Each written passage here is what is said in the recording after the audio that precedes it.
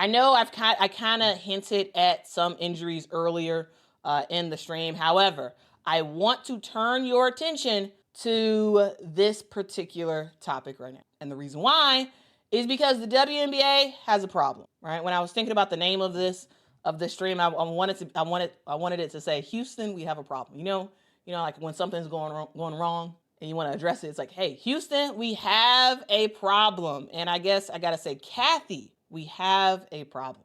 Because according to the Next Hoops, guys, league-wide, there have been 859 games missed this season due to injury. There's been 212 separate injury cases. Now, that also includes players who are out for rest. On average, each of those 212 injuries costs a team 4.1 games missed. Now, if you're wondering who gets it the hardest, well, let's talk about it. When it comes to the positions on the court that are most injury prone, it's guard by far. When you look at the number of injuries in the league again, 212 injuries, 859 misses, 59 games missed. Well, the leading position is guard. Point guards and shooting guards. They've been hit the hardest, accounting for 127 of those injuries and 510 games lost. I should say, when I say lost, I mean missed, games missed. Now, if you're looking at the body part, right, you want to know, is it head injuries? Is it ankle injuries, knee injuries? What's going on? Well, the most injured body part in the WNBA for 2025 is the knee. Knee injuries have accounted for 44 separate injuries that have led to 521 games missed. It's a lot of games missed due to knee injuries. Among those, we have seen 10 devastating ACL tears this year. Most recently being JJ Kennerly and Lee Giroux, who have torn their ACL very recently. We have one MCL tear this year, which was Sophie Cunningham. Now, if you all are wondering, who were the most injured teams? Well, this is probably going to surprise you. The most injured teams, let's go through them. We have the Golden State Valkyries, who have missed who have had 27 separate injuries. 27 separate injuries for the Golden State Valkyries. That has resulted in 68 games missed. Now, they had a brutal start to the season for the Golden State Valkyries. Like they had a lot of injuries, especially early on in the season. And you know, that hasn't been good. They do lead the league in raw numbers. However, even though the Golden State Valkyries have had 27 injuries, the most in the WNBA, they have been relatively healthy of sorts in terms of games missed, right? They lead the league in raw numbers, but their average is just 2.7 games missed per injury, which suggests that those injuries that they've had this year have been relatively short term. But constant disruptions, it does make it hard to build some chemistry, even though the injuries were not for that long. Now, also leading the league in sheer numbers of injuries is the Phoenix Mercury, right? The Phoenix Mercury has nearly as many injuries as Golden State, but fewer total games missed, which means that they have more frequent, smaller dings, but the revolving door of availability, it hasn't been for long, because only 60 games missed is actually not that bad when you consider the WNBA. However, the revolving door of availability has kind of made it tough for a veteran-heavy roster to sort of stay in rhythm. We also have the Dallas Wings, who has quite a bit of injuries as well. 22 injuries this year for the Dallas Wings, which led to 106 games missed. Now, Dallas hasn't had the most cases, but they have been crushed by the severity of the injury cases. 106 games missed is among the highest totals in the league, meaning they're longer-term injuries that keep piling up, and derailing this rotation. We also have the Washington Mystics, who have dealt with a bunch of injuries. 20 injuries for the Mystics, right? This team is at the start or maybe the middle of a rebuild, right? And their mix of short and long-term absences have kind of made it hard to find some consistency. But just being out for 70 games is not that bad in terms of games, right? Then we have the New York Liberty. We have the New York Liberty who have had 17 separate injuries this year, but 110 total games missed. Now, New York, their situation is pretty unique, right? They have fewer cases overall of injuries, but the highest total of games missed. Why? Because it's been their stars that have been out. Stars like a Brandon Stewart that have been out, right? Stars like a Benigni Hamilton who was out for the whole season. Ended up getting her contract suspended because she wasn't able to play healthy this year, right? And when you have a lot of injuries that persist throughout the year, it kind of makes it hard to keep your repeat goal, right? They won a championship last year. They want to win it again. And yeah, it makes it a little hard. Okay, so you're maybe wondering, okay, those are the teams that had the most individual injuries, but what about total games missed? Well, Seattle is a prime example of total games. Seattle has only had 12 injuries for the 2025 season, but it accounted for 139 games missed, the most in the league. And if you're wondering how in the world that number is so high, well, because you have players like Jordan Horston, Nico Mule, Katie Lou Samuelson missed the entire year. So that's why Seattle's numbers are very, very high, because they had 3 players off the rip miss the entire year, right? You have teams like the Chicago Sky, who's missed a bunch of games, right? Chicago, just 12 injuries, but they're in a similar spot to New York a little bit, right? Where the number of injuries are relatively small, but the impact of those injuries and the games missed is very high, right? 76 games missed for the Chicago Sky. You had Courtney Vandersloot, who got hurt earlier in the season and has basically missed a bunch of games. You have Angel Reese, who got hurt, missed a bunch of games, right? You had a lot of players for the Chicago Sky miss games, and the total of those games have added up to quite a bit, while the number of total injuries is still relatively small.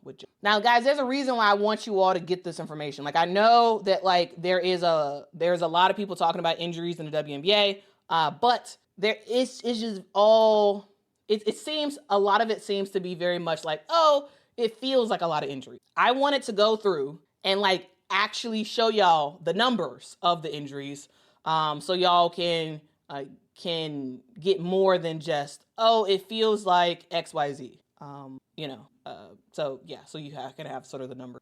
Let's see if you all have any questions, and then I'll get back to finishing up this section. But again, thank y'all so much for rocking with me. Curler says, does Nika Mule count for this season? ?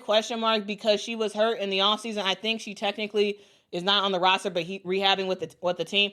So Nika Mule, her contract was suspended for this year, because she was hurt. But because she's on their sort of larger roster, the next hoops, they ended up counting that as a team injury, because barring her injury, she would have been on the team or she would have been cut, but she's neither.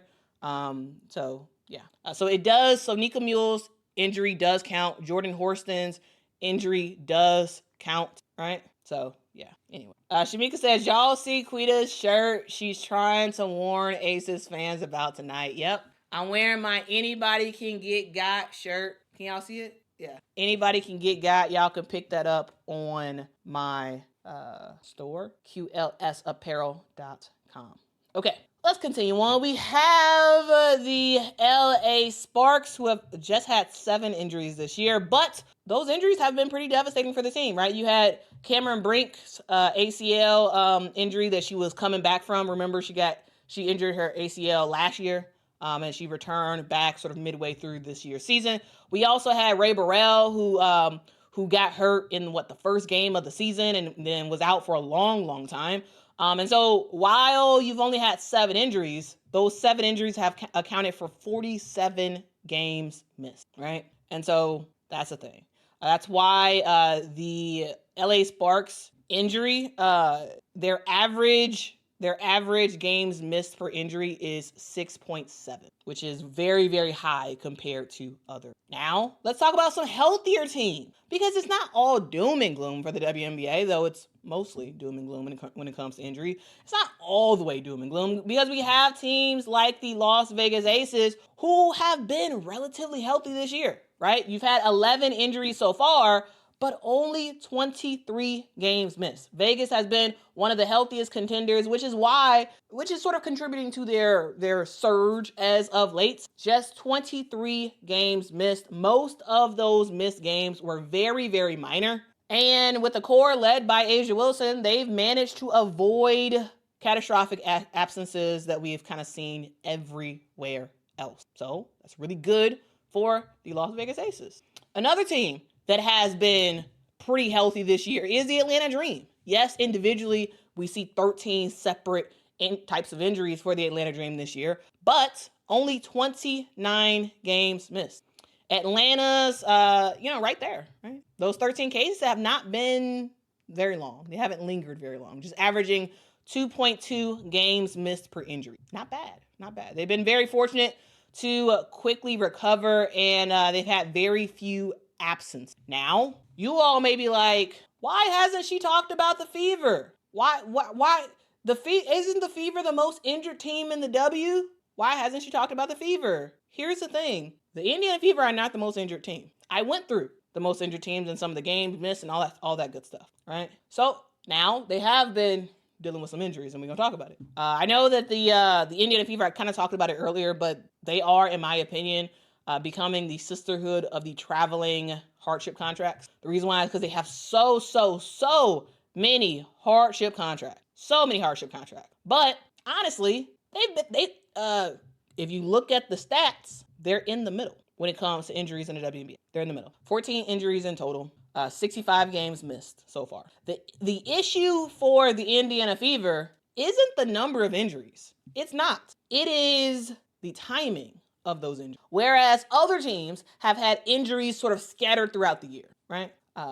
This Indiana Fever team is having a whole bunch of injuries all at once, which makes it feel even heavier, right?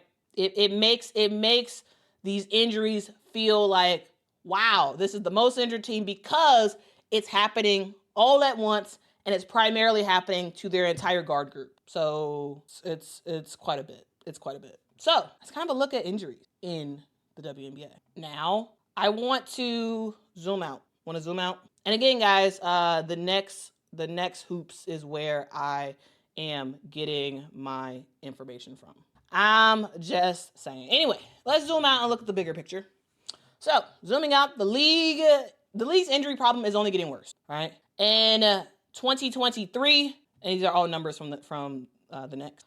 In 2023, we saw 174 separate injuries in the WNBA, which accounted for 789 games missed. And some of those, remember, that was like COVID was still kind of a thing of sorts, right? In 2024, we saw 203 separate injuries in the WNBA. Now, that resulted in, yes, a little bit less when it comes to games missed. Only 711 games missed last year. So in 2023, 174, accounting for 789 games missed. In 2024, 203, accounting for 711 games missed. Go to 2025, we have 2 weeks left in the season. 2 weeks left, guys. And a lot of teams have between 5 and 8 games left to go for the season. So we got a lot of games left to go, and we have 212 injuries in the WNBA so far, accounting for 859 games missed. Now, you have to take into account, we do have a new team in the WNBA, right? In 2025, we have 13 teams. In 2024, in 2023, we only had 12. So that's something to note. That's something to keep in mind. Also, you have to keep in mind, guys, that this year we have 44 games, 22 home, 22 away games for every team. And so there's more games, unfortunately, for players to get injured on. Now we will see what happens. We will see what happens, guys. Here's the thing, even with the additional team, even with the extra set of games, we do have a condensed roster or a condensed season this year, where the amount of games that a team is playing in small periods of time is just astronomical. And so while I wouldn't call this a spike in injuries, I would say this is clearly an upward trend that the league really does have to pay attention. They absolutely have to pay attention to this, because this is a trend that will not go away if you just ignore it. Here's the thing. Overall, there is far less research being done on women's sports injuries compared to men's sports, right? I told y'all several months ago about the study that FIFA is going to be doing on ACL tears, and that's awesome. And they're doing it specifically on women. And so that's great research. But overall, there does need to be just more research done on women's sports, especially pro women's sports, so we can really understand how and why and what needs to be done to prevent some of these injuries. Now, with that being said, one factor does stand out that you don't have to do research to make a change with, and that is the factor of the schedule. The WNBA packs a huge number of games into a condensed season, and most of these athletes play all year round, right? They're playing in Athletes Unlimited, they're playing in Unrivaled, they're playing in international competitions all around the country. There's some players who get about a week to a month off for the entire year, and other than that, they're playing basketball. And so there's a lot of wear and tear, and it eventually adds up. So unless the league works to address scheduling in the next CBA, I think this cycle of injuries will keep growing, because this is not bad luck, in my opinion. This is not bad luck. Some of these injuries are structural, meaning that the schedule and lengthening out the season could help with some of that. It could help mitigate some of that. Right now, the injuries of the league is costing some of the biggest stars a chance to shine on the brightest stage, right? It's costing the WNBA, right? How many games has Caitlin missed this year? The numbers of attendance, the numbers of viewership goes crazy when she plays. She's been out for how long? Breanna Stewart has been out for a long, long time, right? You've had some huge ACL tears, both during the offseason and to start off this year in training camp, right? These types of injuries and the hardships that it requires is unsustainable. Either the WNBA needs to add more roster spots, where it's 15 or 14, or they need to expand the season, meaning when the season starts or when the season ends. However, it's basically impossible to front load the season, because you have the NCAA tournament and there's nothing you can do about that. But you can extend the season. Now, does that interfere with football? Yes. Is that a bad thing? Yes. But the WNBA has no choice. If they want to keep 44 games, they don't have a choice. Especially adding in 2 new teams, you don't have a choice. You need to extend the roster, and you need to extend the season on the back end. Yes, it interferes with football. Yes, it's not great. However, I don't see another situation. I don't see another solution. And then finally, the referee. That's another structural thing that the WNBA can fix. Now, will they? No. Has Kathy Engelbert addressed it in the past and said that they care about the referee, like the integrity of the referees, and they evaluate stuff and blah, blah, blah, blah, blah. Yes, she has said that. Do I totally believe it? No, I don't. Because we haven't really seen we continue to see players get blindsided. We continue to see hard fouls that are not called a foul at all, even though the ref is looking right at it. Even in yesterday's Minnesota versus Fever game, like you can, anyway, it's still a thing. And I really do think that if the WNBA actually called games a little bit tighter, maybe all of those bangs that that players get, maybe it wouldn't bubble up to an injury. So that's but yeah, that's basically it. I do just want to leave with that. With the condensed schedule and year-round playing, we'll see injuries continue to rise. We will see injuries continue to rise. And yeah, that's that. It's kind of wild, but it sort of is what it is. Now, guys, I do want to see what you all have to say about the injury. This segment is over. I do just want to hear your initial thoughts. We do have to end the stream early, but I do just want to see if you all have anything. Okay, so folks are talking about Tyler Marsh. Yeah, Tyler Marsh. He was pissed over the weekend. He was absolutely pissed. I did talk about that in my stream right after the game. The answer says yes. That's a great point. Bring down aggressiveness a level or two with strict referees. Ken says if you want tighter officiating, get ready for some 90 free throw games. Here's the thing. I really think if the referees actually started off the season next year, basically telling all the teams, hey, a point of emphasis is on hard fouls, and they called it every time it happened for the first 2 weeks of the season.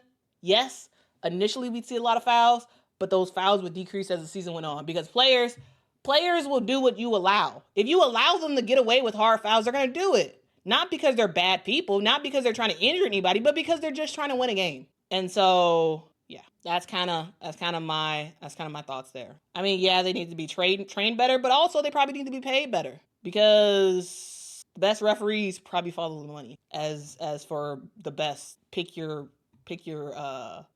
sector. The best employees in general, they probably follow the money, right? And so, maybe it's a situation where the WNBA has to pay more.